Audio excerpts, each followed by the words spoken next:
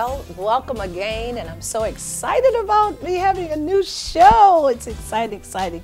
So welcome to 3D with Pastor D, Reflections of Him. Of course, this show is all about showing how multifaceted and wonderful our God is, and the creations that we are, how wonderful we are. Don't you know you're wonderful?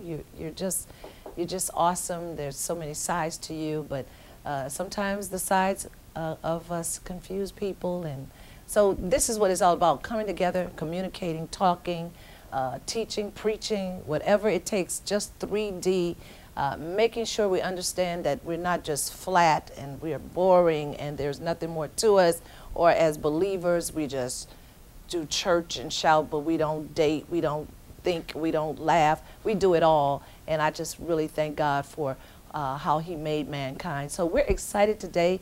Of course, we're in the month of February, and we're still talking about love and relationships. So I'm delighted to have, of course, you got acquainted with Antonio. He's on the end, great businessman. I thank God for him.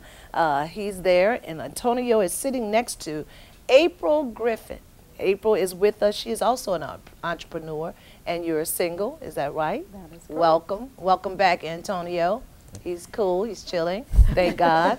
And of course, I'm so happy Chief Raleigh is back with us, and he's doing some exciting things, teaching and all I've heard. And yes, also a businessman, entrepreneur. We just thank God for you. Sitting next to him is a lovely lady, and you may already know who she is. He knows who she is. It's Catania Raleigh, and that is his lovely wife. And I am just so delighted to have you with us. Your husband was very insightful about relationships, so we'll see if you agree. So listen, let's talk again about relationships, and of course we say this thing called love, but you know, one problem I have is people call it love too quickly, because relationships must grow. It's a process. Do you all agree? Absolutely. Yes, but I mean, it's nice to have someone in your life, and of course, how long have you guys been married? 4 years. 4 years, and so I see you smiling all the time. So obviously, it's successful, your relationships. But I want to ask a question. What do you feel are some of the most important aspects of a successful relationship? Personally, I feel being on the same page, having the same morals, the same values, the same ideas about what a husband and a wife does, about raising children, about our beliefs in God and the importance of going to church and praying. And I think the foundation is most critical, because if you don't figure it out early, you'll realize within the marriage that you should have figured it out, because they could create significant problems. Yes, you get surprises. Yes, so you would say, and so you're talking in marriage, or you're just talking relationship? Well, I think in relationships also, because you know, we're hoping, I think that most people get into relationships in hopes that it's going to go somewhere. And that was my next point. Do you feel that people enter relationship, April, because they're looking for something that's for longevity? Absolutely, and certainly from the perspective of being a single woman, I think, you know, you meet someone and you're like, oh, well, is he the person that I'm supposed to be with? Is this the one? So, and any woman that says that they don't think that, really, I think are just obviously being dishonest with themselves. So if we meet someone, we're certainly looking like, does he possess the qualities? Is he God-fearing? Do I see myself being with him long term? So God-fearing, I heard that twice. Yes. What else? What other qualities? A great communicator. Okay. I think that and honesty, obviously, I think that honesty not being absent in a marriage, relationship, whatever it is, you know, people just will not be able to grow together. Yes. And certainly we won't find ourselves where we should be.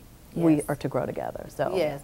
Do we find that, Antonio, that honesty is something that's difficult to come by in this world with all these men, the ratio of men to women? Is honesty? It can be, and I have been one that wasn't always honest.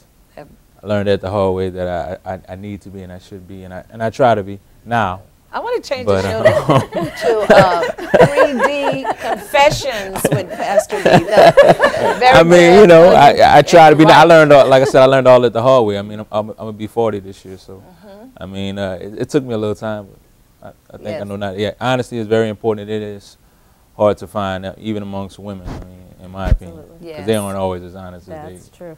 Okay, you know, claim to be. So what qualities do you feel for a lasting relationship or a great relationship? For one, yeah, a relationship with God, definitely. Beautiful. You know, for two, the family values. I think family is important to me, so I think that's really important. And something that it might not be as spiritual, but I think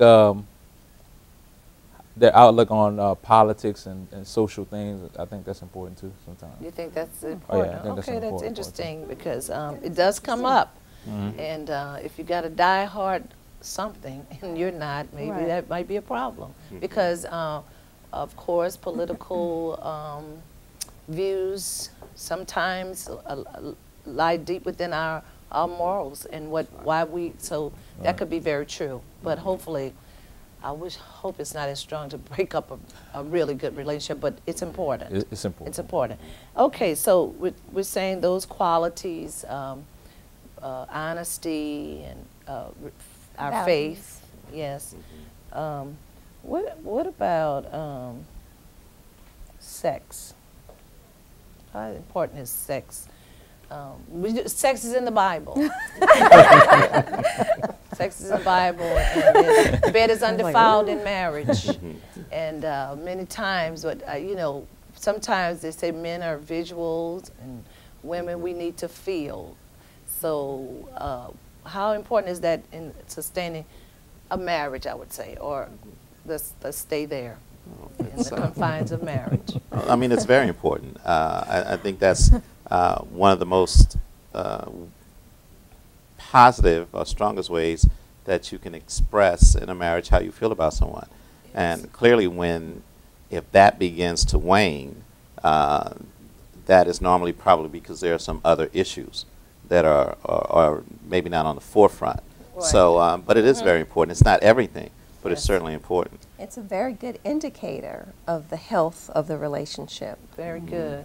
Very good. And when we talk, I said sex, but I want to come back and say intimacy and romance. Because one of the facets, the 3D God that we serve, there's intimacy, there's relationship, there's that, I believe that intimacy is another form of communication. As you said, it's the highest praise. God gave it to us, and many times when that starts to, as you say, dwindle or wane, it is an indication that something else is going wrong. So we talked about why men cheat. Women, would you think that a lack of intimacy would make a man cheat? I agree. To a certain degree. Do you feel they're justified in it? Oh, absolutely.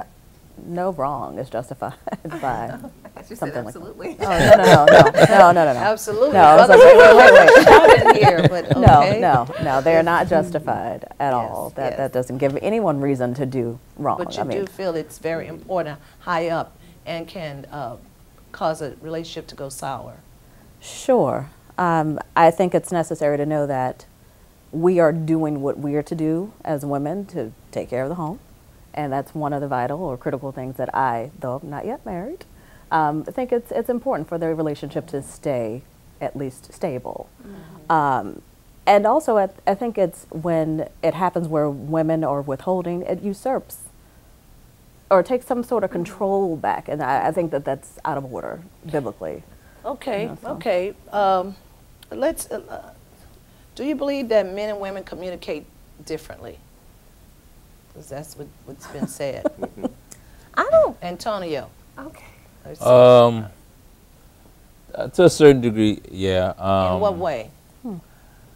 Well, I know with women, I mean, of course, going back to the sex thing, that's one of the first things that you ain't getting none. That's just not married, not married, I don't know what we talk about. We talk about marriage, but you ain't getting none. And I hear this from married friends.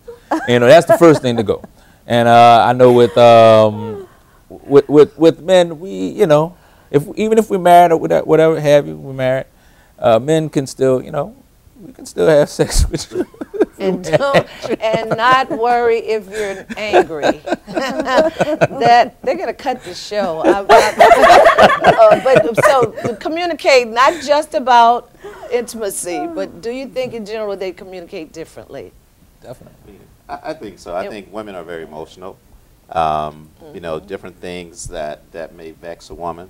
A man may let it sort of roll off his shoulders, and you certainly can't categorize all men and women. Of course. You know, put them all in the same category. But for me, I'm normally over, if we have some sort of disagreement or argument, which is not that often, but it happens, 45 minutes is over, I'm gone. I'm on to the next thing. I'm done. For my lovely wife, that might take a day or so. That might take a day or so before she is actually over it. Yes. So, but I think it's That's because usually because he's done something. It's his fault. If it's my fault, I'm over it in 45 minutes. So, you know. Yeah, so the over it part may depend on who was at fault. well, see, Maybe you want her to be over it. that answers your question. How we think differently on the same thing. So, you see, I mean, Okay. Well, listen, I do think we communicate differently because we are emotional, and I think we're built up that way. But for the most part, really, I think men and women feel some of the same things. It's just that men don't always express. Because we are emotional, we express, but I was told by a man that we are as sensitive as you guys are. We just don't cry. So, I don't know, but let's ponder on that, and let's take a break. A lovely group of people, some couples, some not, and we'll be right back with 3D with Pastor D, Reflections of Him.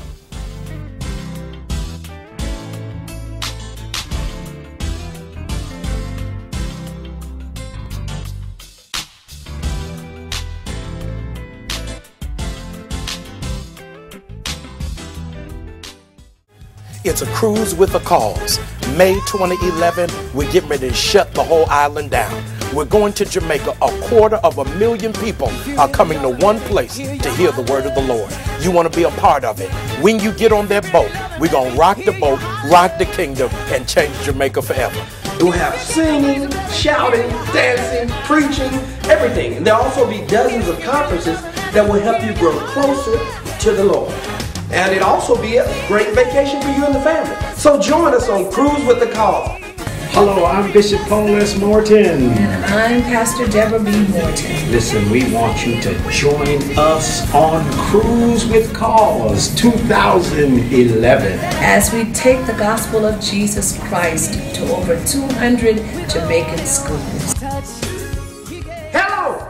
I'll be there on Cruise with the Cause. Will you be there? We're going to have food, fun, fellowship. There'll be a good preaching, good teaching. Look, I'm going to be there so you know we're going to have a good time. I'm going to be singing and shouting. You never know, you might hear, "This is your Christmas, this is your..." You just got to be on the Cruise with the Cause to hear the rest. So join me, Mr. Brown, and a host of other preachers, teachers, singers, and everybody on Cruise with the Cause.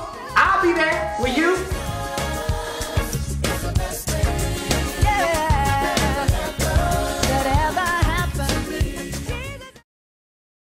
Welcome back to 3D with Pastor D, Reflections of Him. It's all about God and whom He has created us to be. And I'm so excited that we are talking about one aspect of God and one aspect of us, and that is love and relationships. So I have some wonderful guests that have been on, and then I have some lovely guests that are joining us. Some are new, some have been here. Of course, on the end there you have Mr. Glenn Abadie. He's already made his mark on 3D with Pastor D. Yes, he's very frank and he's very direct about his answers and his feelings. So we're excited about having him again. Also, Terrence Mitchell is joining us again. Also a businessman, both of them, and they're single. And we're so excited that you're here today again with us. And also now we have attorney Candace Richard Foster. She is with us, and we're glad to have you. Of course, we were all together earlier in the month, and we were talking about relationships, and they had so much to say. I thought, why not bring them on the show and let them talk to the world? And so I'm excited to have you here, Candace. And then, of course, I've been knowing her a while.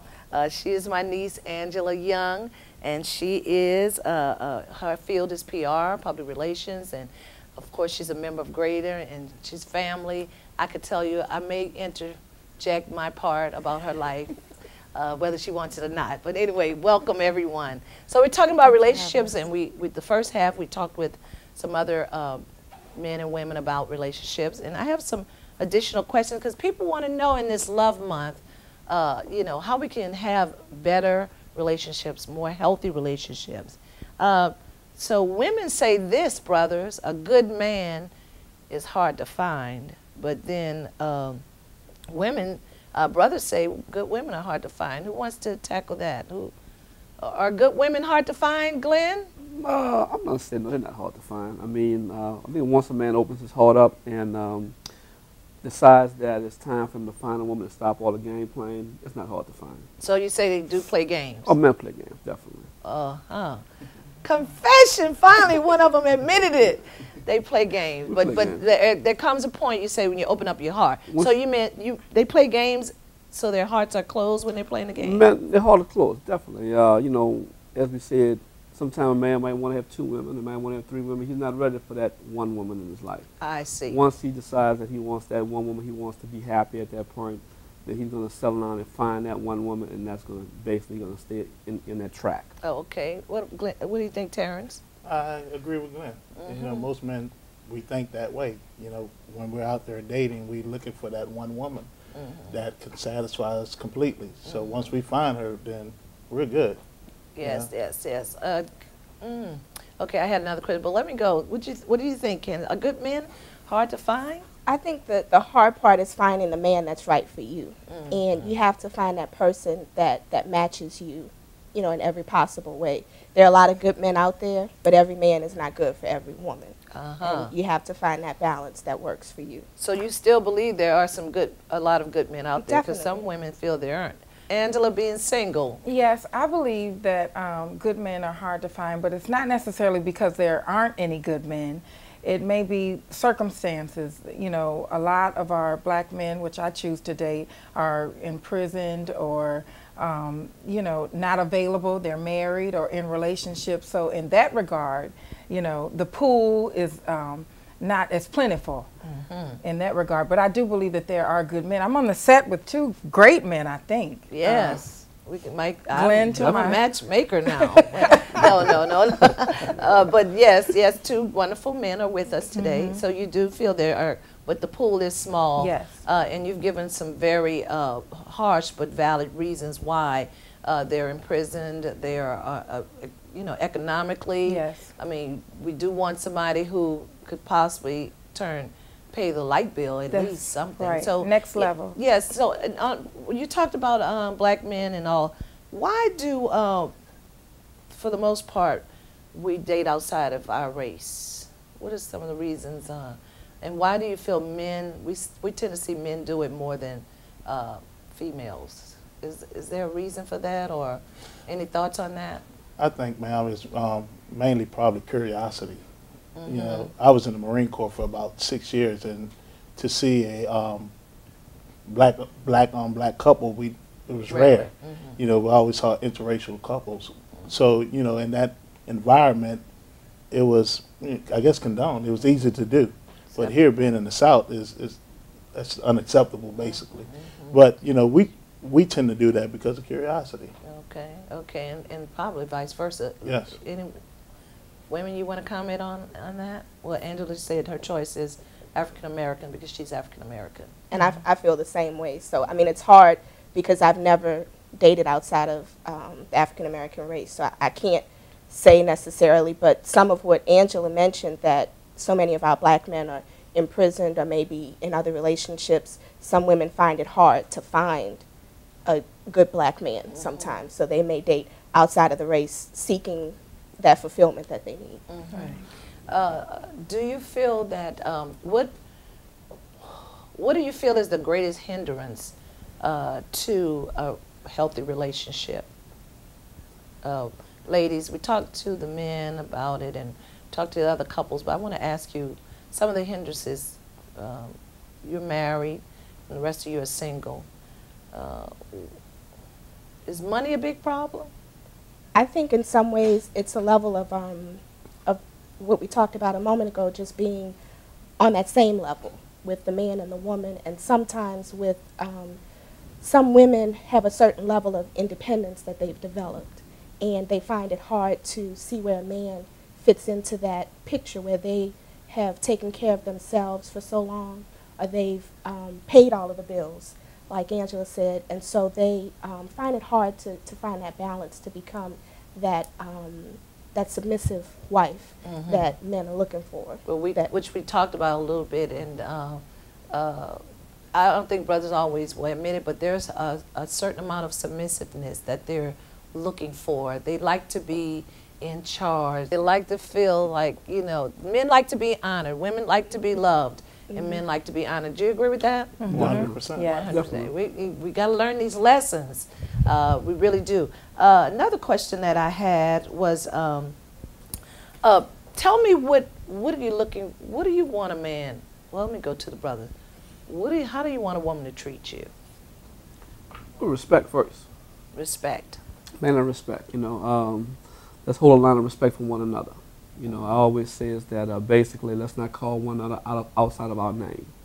That's number one. Let's not have no hand play, number two.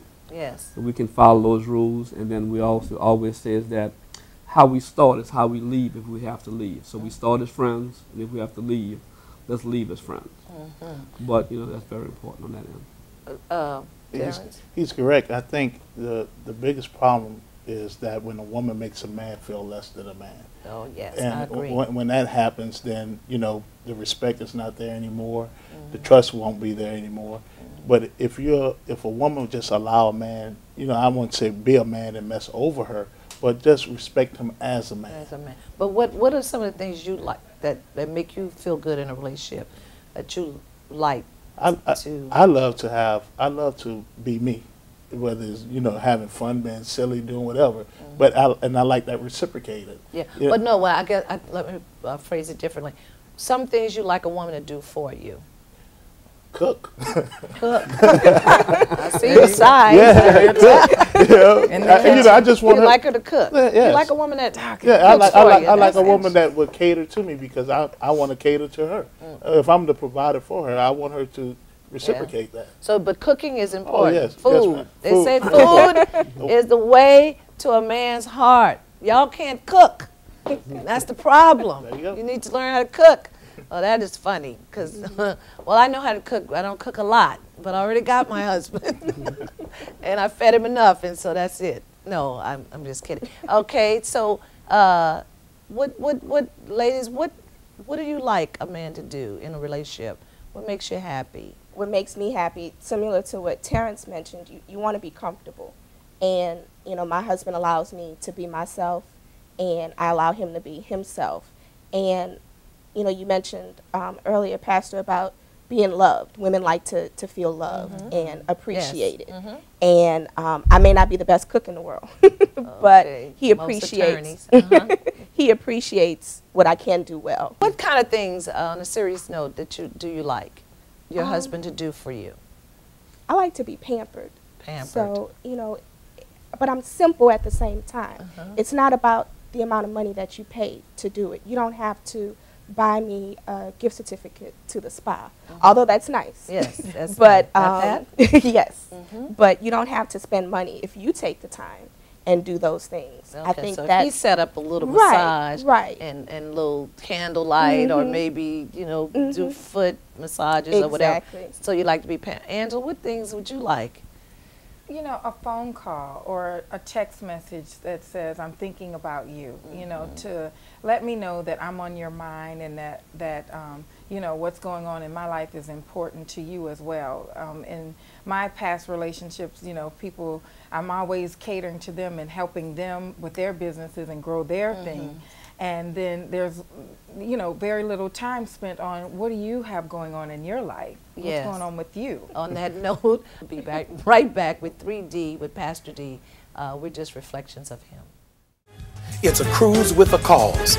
May 2011, we're getting ready to shut the whole island down. We're going to Jamaica. 250,000 people are coming to one place to hear the word of the Lord. You want to be a part of it. When you get on that boat, we're going to rock the boat, rock the kingdom, and change Jamaica forever. We'll have singing, shouting, dancing, preaching, everything. And there'll also be dozens of conferences that will help you grow closer to the Lord. And it'll also be a great vacation for you and the family. So join us on Cruise with the Cause. Hello, I'm Bishop Paulus Morton. And I'm Pastor Debra B. Morton. Listen, we want you to join us on Cruise with Cause 2011. As we take the gospel of Jesus Christ to over 200 Jamaican schools. Hello! I'll be there on Cruise with the Cause. Will you be there? We're going to have food, fun, fellowship. There'll be a good preaching, good teaching. Look, I'm going to be there so you know we're going to have a good time. I'm going to be singing and shouting. You never know. You might hear, this is your Brittany. This is your... You just got to be on the Cruise with the Cause to hear the rest. So join me, Mr. Brown, and a host of other preachers, teachers, singers, and everybody on Cruise with the Cause. I'll be there. Will you?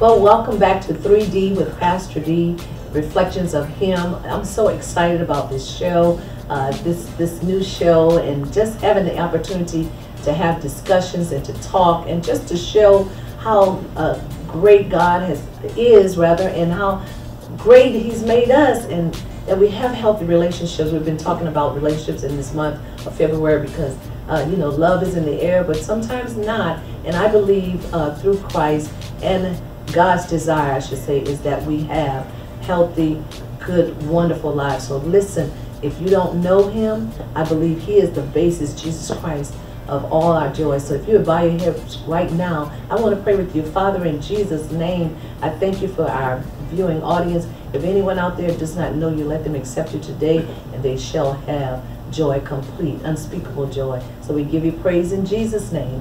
Amen. Thank you again for 3D. I want you to tune in next week. Every week will come to you because we are merely reflections of Him. And always remember this, you have been fearfully and wonderfully made. God bless.